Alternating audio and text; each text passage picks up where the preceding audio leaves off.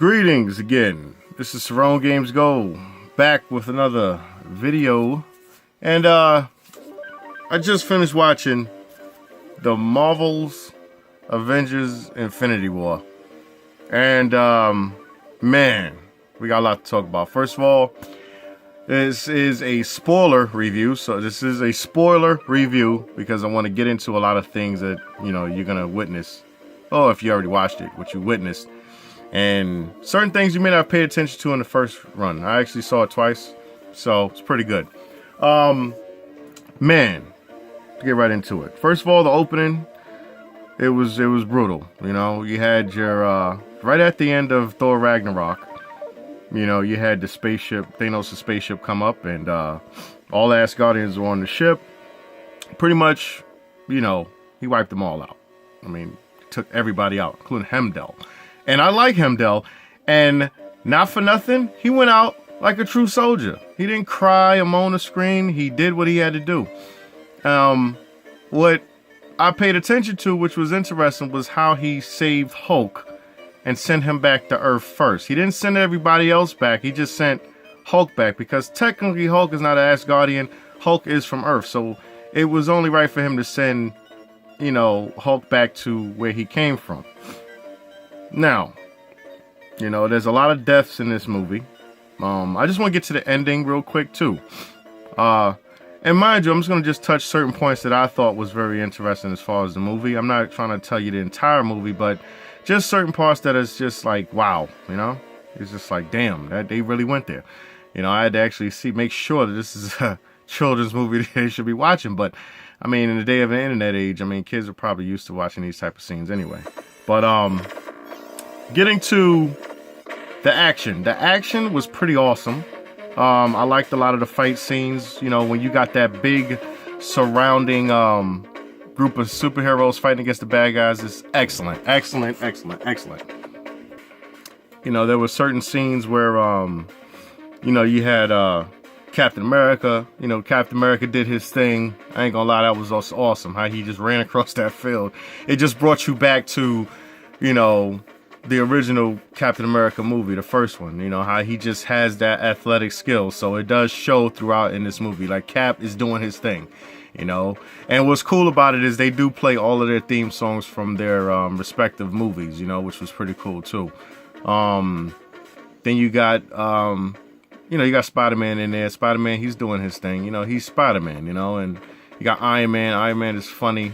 He's just hilarious.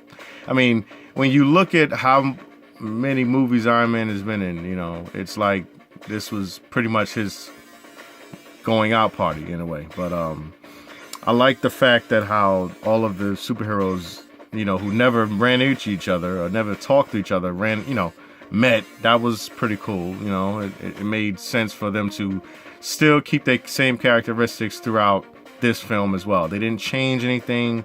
They made sure that those characters stayed true to exactly what form of film they came from, which I thought was very good. The action scenes, though, was just like, wow. You know, there's a lot of action scenes. There's not one moment in this movie where I felt bored at all. I saw a lot of other people reviewing it, saying that you know, there's a bore fest, some magazines, some news articles. Man, screw all that. I'm gonna tell you like this: the movie kept you on the edge of your seat.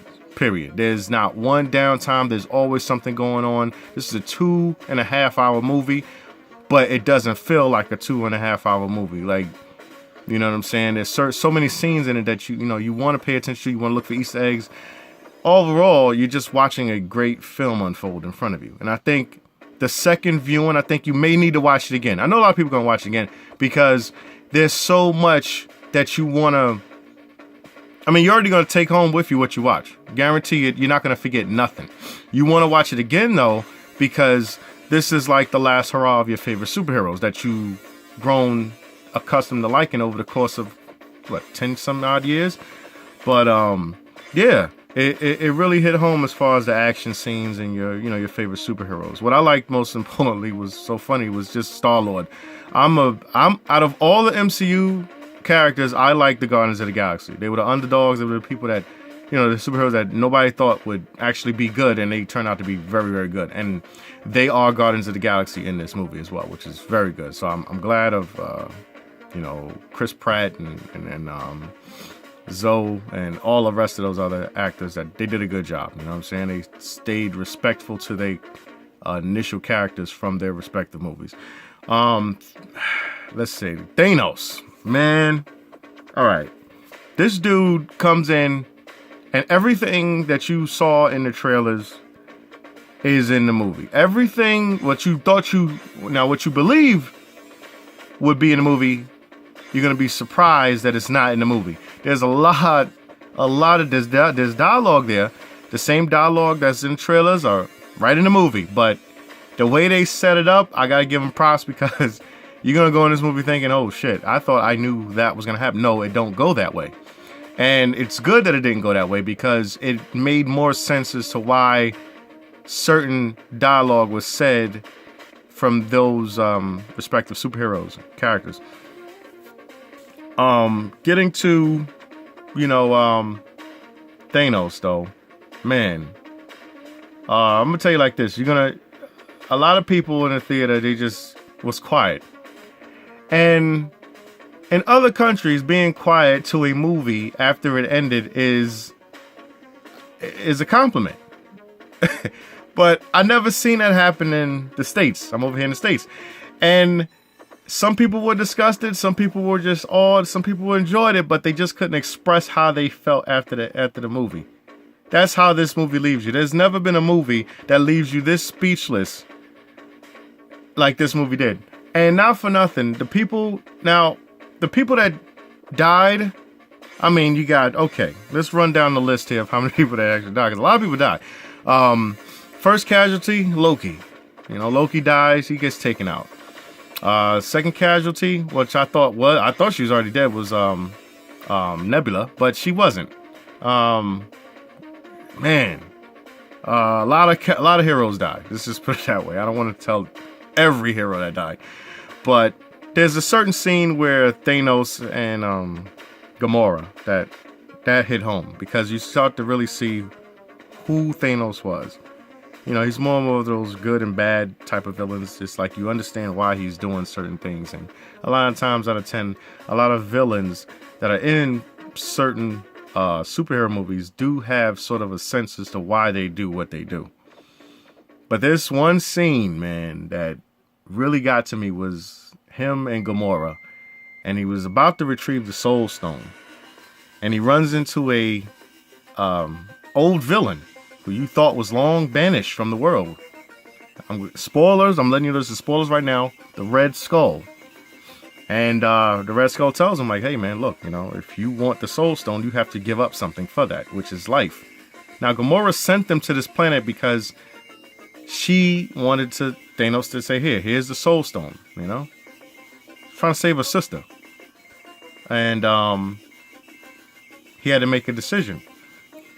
And I think one thing about tough love as far as parenting is that sometimes the child doesn't understand what type of love the parent is given. And I think Gamora knew that Thanos never loved her because he wasn't a real father. He was like a stepfather, But her eyes, as far as what love meant and what he had to give up, she thought it was a joke. She was like, oh, you don't love me, You don't love me at all. You don't love anybody. You're just a mad tyrant.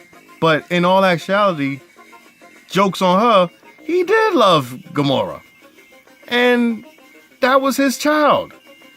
And she couldn't understand that. And that one scene, bro, she's pulling away, he's pulling her arm to kill her, to drop off this mountain. And it's the most craziest scene I've ever seen in the history of Marvel films, bro. This scene was so crazy. I mean, I said, man, he really gonna do that?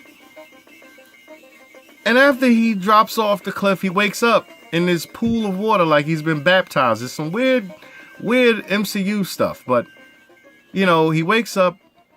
On one hand, he has the gauntlet. In the other hand, he has a soul stone, which is Gamora's soul. It's crazy. It's like he traded his own daughter for the soul stone. Well, that's what the soul stone is. Someone's soul. Yeah, man. It's a very catchy eye-opening scene, if you know. But towards the end of the movie, a lot of superheroes die, a lot of people die. And what was interesting is a lot of people say that, you know, Spider-Man died, and all the people that vanished at the end. There's an ending scene where everyone starts vanishing, you know, Nick Fury and everybody. And it's saying, you know, they're dying. They died. I can't believe that they killed Black Panther. I can't believe that they killed Spider-Man. These were some successful films. How could they get rid of these characters? I don't think so.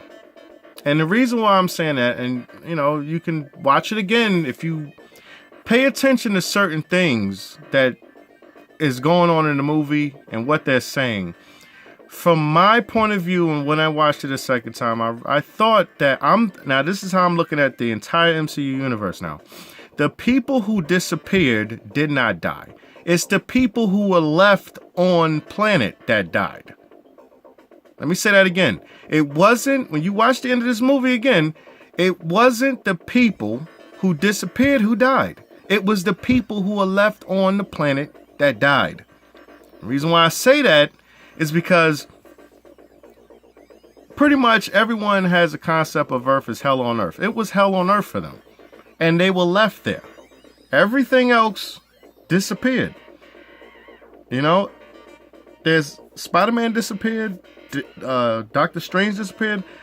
And one thing you got to keep in mind that Thanos told Iron Man was, I hope they remember you. Now, he wouldn't just say that for nothing.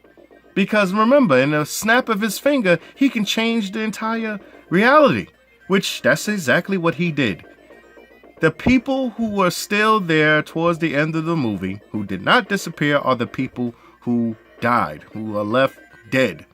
It was over. Because, there was certain rumblings and certain cracks in the earth and certain things that you heard, distortion. Like, when they lost contact with Thanos and Thanos disappeared, Thanos was on a planet far away from them, and he was looking at the sunset, and he had completed his mission that he set out to do.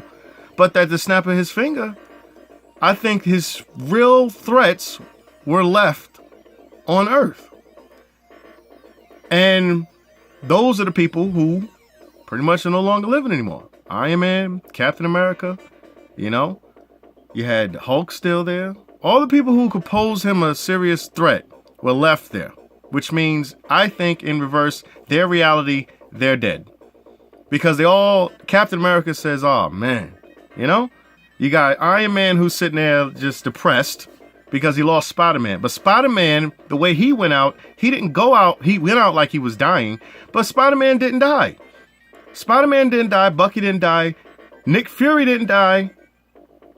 They lived. The planet that they were on is no more. It's gone. I think he took the entire planet out of the cosmos and they are no longer living. Because in the snap of his finger, there was a flash of light and that's all you seen. He wasn't there anymore. His glove was pretty much damaged, but he left. And he left them right there. And the one thing that was so funny was that Thor asked him, what did you do? What did you do? And he never told him. And it wasn't I didn't feel sad for them disappearing. When they disappeared, I think those are the ones that lived. I think the ones that were left there are the ones that actually died. So that's my take on the movie, you know what I'm saying, as far as the ending. And I thought that was pretty interesting. But whatever reality, whatever universe that they're in, those heroes are in one universe and the heroes that disappeared are in the real universe. I think that's what ended up happening. And all in all, it was a good movie. I enjoyed the movie. But that's my take on, that's my quick review, spoiler review for that movie. Like I said, there's a lot of scenes in it that's just sad and heartbreaking. But that one scene with Gamora and Thanos, man, that hit me. I said, wow, that's rough. And shout outs to Josh Brolin, man. He's a good actor for the bad guy that he played. I want to see him in Deadpool. I'm gonna go see him in Deadpool because I gotta support the 90s superheroes. But yeah, man, that's my take on the MCU Avengers Infinity War. And like I said, everyone that left out of that movie was quiet. There was no applauding, there was no cheering. This is war, and Marvel delivered it. Hope you like my review. Rate, comment, and subscribe. And peace. Tell me what you think, too. I want to hear your opinions on it. Tell me what you think. Peace.